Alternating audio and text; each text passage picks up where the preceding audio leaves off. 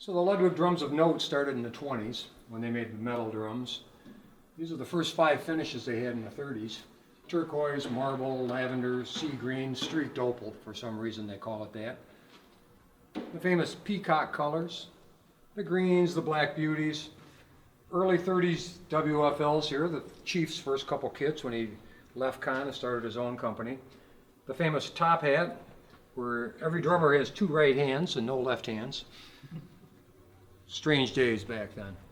Then we get along back into the 40s up to the 50s. We got some butterscotch, which is an on-catalog color, some banded pearl, some gold flash with the art gold hardware, which is just beautiful. Kind of reminds me of the Ludwig brass stuff they got these days. Yeah. Your famous 60s colors, a lot of the psychedelics, and the famous pink, mod orange with the purple fades, the pink fades, the green fades, makes them all rare and hard to collect. Citrus mod, we call it clown vomit. So beautiful. And it's the rarest of the rare because no one bought any when it came out. That's classic. But it's real collectible these days. 58 WFLs. Last time they put a WFL badge on drums. They play great. Mahogany interiors. 3-ply maple, just like Ringo would have played back in the day. That's the one.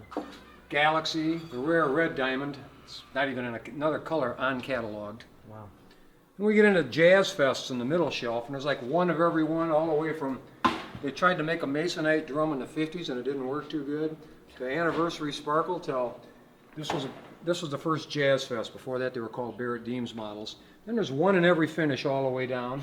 Underneath we got a Ringo Spare kit, a West Coast Choppers kit, the famous Kevin Packard custom kit put together by Kevin Packard of Ludwig fame. Really? That guy? A Bunny Carlos kit. He used to be famous back in the old days.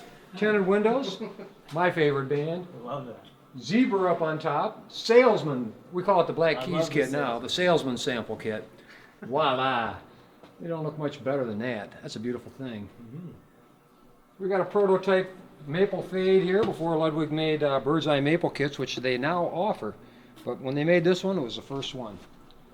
Remade Pink Oyster, similar to the Guitar Center Pink Oyster snare drums from their anniversary of a few years back. Abalone on top. The psychedelic jazz festivals, which it'll send your wallet tripping if you got to buy one of those. And some more stage kits on the bottom, a new top hat kit, some of the new 70s and 80s stuff here, more WFLs up on top, tone controls up the yin-yang, because everybody had tone controls back in the day on that bass drum in the end. Just all sorts of goofy stuff. But what's up? Is this another Salesman kind of marching drum? Or yeah, a couple of the original Salesman samples when they would put a swatch of pearl on each panel of a drum and then send it into the store. One's Leedy and Ludwig and one's WFL. Fantastic. From back in the day. And they had different colors of stuff on top and the different fades and things like that. Here's one from Pro Drum, Bob Yeager snare drum, a wood super sensitive from the 60s. He had his own sticks made. He's on a lot of this is on a lot of soundtracks from the late 60s. He had ProMark 502 for Bob Yeager. Bob liked to have a drink or two, and 502 is the West Coast DUI code. Nice. So he had a special number on his own stick. Very rare, the rarest of the rare. Yes. His legacy lives on. His legacy lives on. And speaking of legacy, these are all legacy shells right here too. My favorite Ludwig shells, the 3-ply. Gorgeous.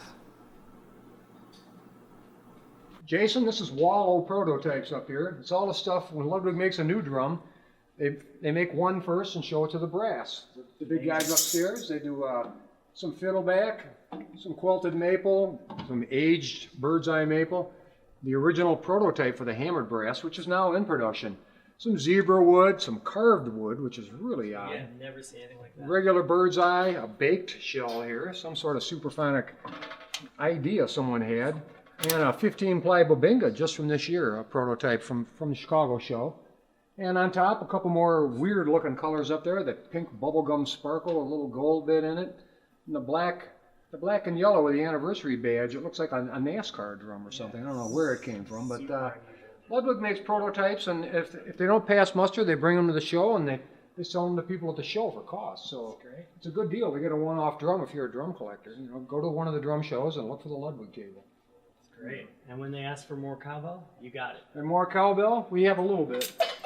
You got it covered. That's awesome.